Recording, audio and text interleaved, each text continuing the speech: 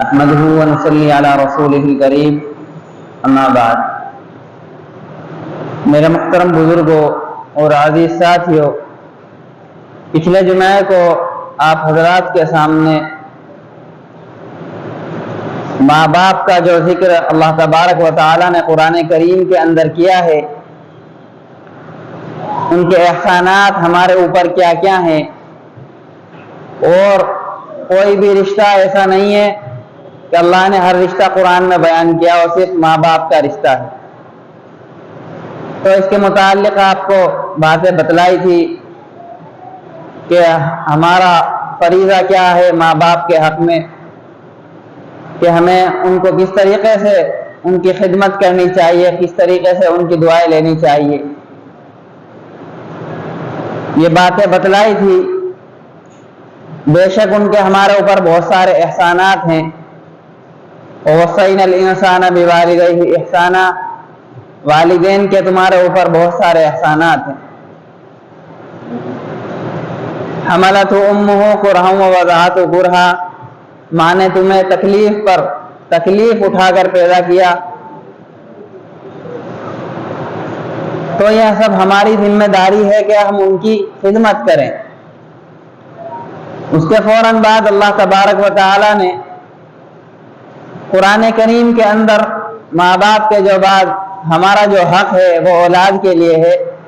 اللہ تبارک و تعالی قرآن کریم فرقان حمید میں ارشاد فرماتا ہے، یا ایھا الذین آمنوا قوا انفسکم واہلیکم نارا، اے ایمان والو بچاؤ اپنے آپ کو اور اپنے اہل و عیال کو جہنم کی آگ سے۔ یعنی اس سے ہمیں معلوم ہوا کہ پہلے تو ہمیں خود بچنا ہے، پھر اپنے اہل و عیال بیوی بچوں کو بچانا ہے، کس سے؟ جہنم کی آگ سے۔ یہ ہمارا فریضہ ہے کہ ہم ان کو اچھی تعلیم دے کر کے، ان کو دینی تربیت دے کر کے، اچھے ماحول میں بڑا کر کے،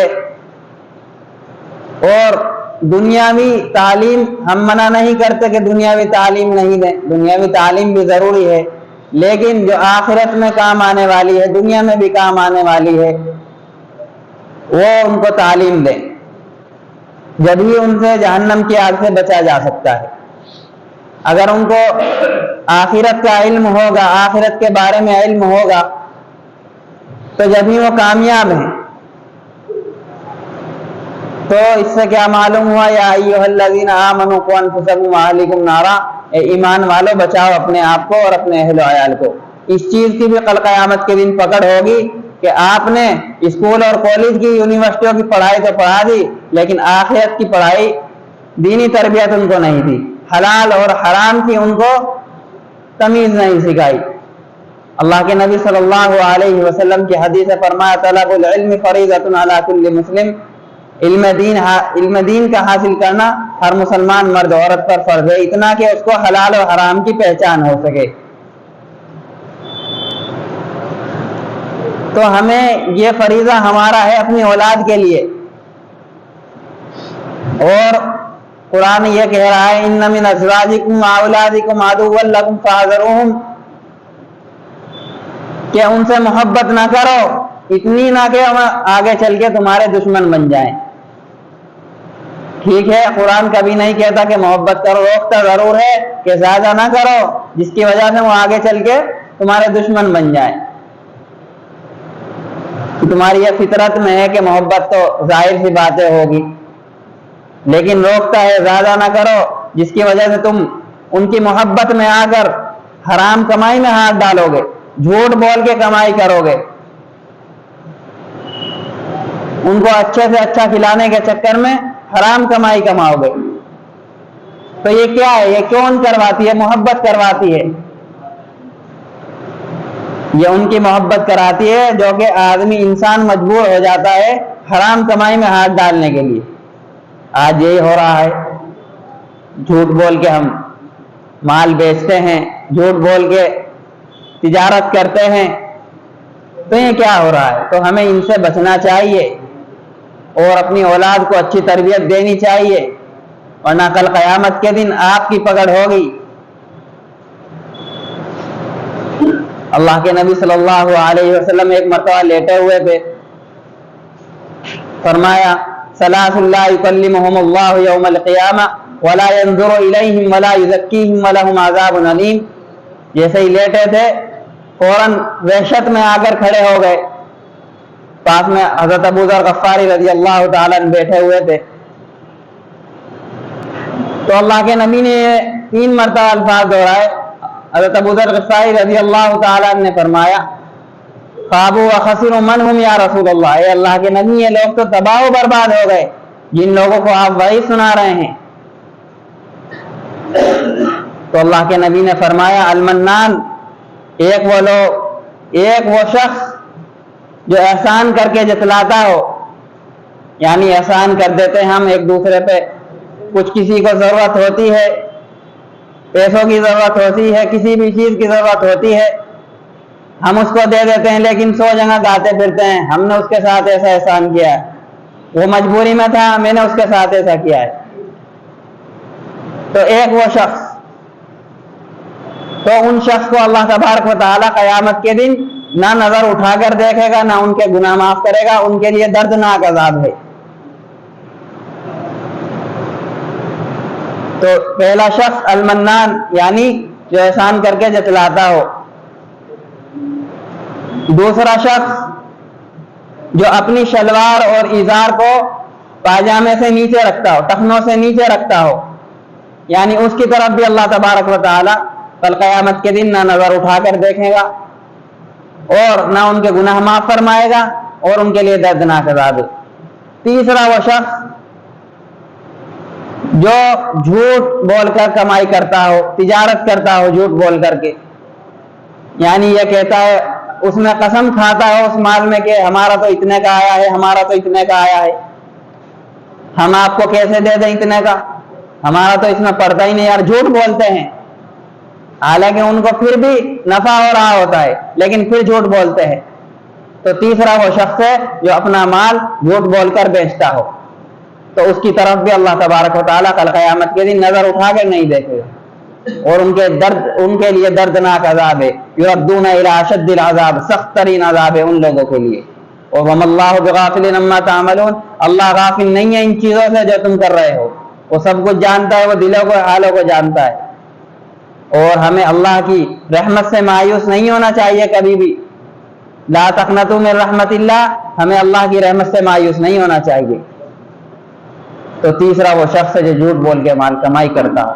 तो ये हमारी जिम्मेदारी है अपनी औलाद के लिए कि उनको अच्छी से अच्छी तरबियत दें, उनको आज हम दुनिया में तालीम दे रहे हैं, उनको दुनियावी तालीम दे रहे हैं, कॉलेज यूनिवर्सिटियों में पढ़ा रहे हैं, किस लिए पढ़ा रहे हैं कि दुनिया में काम आए, ये दुनिया तक महदूद है। लेकिन जो आखिरत की पढ़ाई दीनी तालीम है वो आखिरत में भी काम आएगी, दुनिया में भी काम आएगी। वमल हयातुद दुनिया इल्ला मताउल गुरूर, दुनिया धोखे के माल के सिवा कुछ भी नहीं है। हम इसी के पीछे जा रहे हैं, इसी के पीछे पड़ रहे हैं, दुनिया के पीछे, दुनिया कमा रहे हैं। और फिर अल्लाह ताला कह रहा है कि मैं उन लोगों को दुनिया में इस तरीके से उनके असबाब पैदा फरमा दूंगा कि वो दुनिया में उलझ के रह जाएंगे। आखिरत की कोई वो तैयारी अगर करेंगे तो उनको हम दुनिया की तरफ, उन्होंने दुनिया मांगी थी, हम उनको दुनिया दे देंगे, लेकिन आखिरत में उनके लिए कुछ नहीं है। उलाइका अल्लज़ीना लैसा लहुम फिल आखिरति इल्ला अन्नार, सिवाय आग के उनके लिए आखिरत में कुछ नहीं है उन लोगों के लिए। तो हमें इनकी फिक्र करना चाहिए, इस चीज की फिक्र करनी चाहिए। अब आगे ये रबीउल अव्वल का महीना चल रहा है, इसमें नबी सल्लल्लाहु अलैहि वसल्लम की पैदाइश का महीना है और वफात का भी महीना है। जमहूर उलमा के नज़दीक 12 रबीउल अव्वल को ही आपकी विलादत हुई और वफात भी, लेकिन उसमें 2 कौल हैं कि 8 रबीउल अव्वल को भी आपकी वफात हुई और 12 रबीउल अव्वल को पैदाइश हुई। तो हम क्या करते हैं, इसमें बिदअत और रसूमात करते हैं। अच्छे से अच्छा मुसलमान, सही मुसलमान जो है उसमें बिदअत करते हैं, घरों के ऊपर झंडे लगा रहे हैं, नबी सल्लल्लाहु अलैहि वसल्लम के जो अहकामात हैं उनको छोड़ रहे हैं, नबी के नाम पे शोर मचा रहे हैं, निकल रहे हैं बाइकों पे, निकल रहे हैं, पूरी रात जाग रहे हैं, मिलाद मना रहे हैं, मिलाद। तो ये सब बिदअत है। नबी सल्लल्लाहु अलैहि वसल्लम की जिंदगी में 63 मरतबा रबीउल अव्वल आया, कभी नहीं साहबा ने मनाया या नबी ने इजाजत नहीं दी कभी मनाने की, आज हम ये कर रहे हैं। حضرت ابو بکر کے دور میں نہیں آیا 2.5 سال انہوں نے خلافت کی، حضرت عمر کے دور میں نہیں آیا 12 سال انہوں نے خلافت کی، حضرت عثمان کے دور میں نہیں آیا 12 سال انہوں نے کی، حضرت علی کے دور میں نہیں آیا 2.25 سال انہوں نے کی، پھر اس کے بعد امیر معاویہ، امام ابو حنیفہ، امام حنبل، امام شافعی، ان کے دور میں کبھی نہیں آیا، آج تک کہیں نہیں آیا۔ آج ہم منا رہے ہیں، اپنی طرف سے رائج کر دیے سب، یہ سب بدعات ہیں، یہ ہمارے جو اعمال ہیں ان کو بھی کھا جاتی ہیں، یہ بدعات ایسی ہیں، شرک ہو جاتا ہے ان میں۔ ہم گا رہے ہیں، ہم کر رہے ہیں، گھروں پہ جھنڈے لگا رہے ہیں، بائکوں پہ گھوم رہے ہیں، جو نبی صلی اللہ علیہ وسلم کے احکامات ہیں وہ کہہ رہے ہیں نماز پڑھو، آؤ، نماز تو ہم چھوڑ رہے ہیں اور وہ کام کر رہے ہیں جو ثابت نہیں ہے کہیں سے۔ تو ہمیں ان چیزوں سے بچنا چاہیے، یہ سب ہمارے اعمال جو بھی ہیں ان کو بھی ختم کر دیتی ہے۔ نماز فرض ہے، نماز تو ہم پڑھ نہیں رہے، روزہ فرض ہے، روزہ رکھ کے رمضانوں میں چھوڑ دیتے ہیں ہم۔ تو ان چیزوں سے ہمیں بچنا چاہیے، یہ شرک اور بدعات ہیں، رسومات ہیں، ان سے پرہیز کرنا چاہیے۔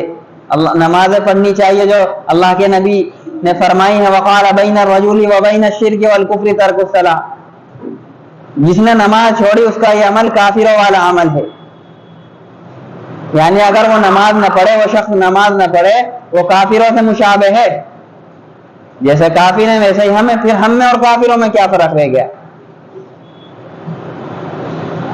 تو ہماری جو پہچان ہے وہ نماز سے ہے، تو ہمیں نماز پڑھنی چاہیے، نہ کہ فالتو کسی چیز میں الجھنا چاہیے۔ تو ہمیں ان چیزوں سے بچنا چاہیے۔ 12 ربیع الاول آ رہی، اس میں کچھ سے کچھ بدعات کرتے ہیں، ڈی جے بجاتے ہیں، پوری رات جاگتے ہیں، جھنڈے لگاتے ہیں، کوئی رو رہا ہے تو کوئی خوشی منا رہا ہے، کوئی کیک کاٹ رہا ہے، کوئی رو رہا ہے۔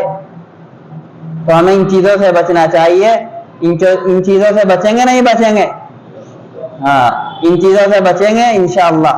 اللہ تعالی ہمیں عمل کرنے کی توفیق عطا فرمائے۔ وآخر دعوانا الحمدللہ رب العالمین۔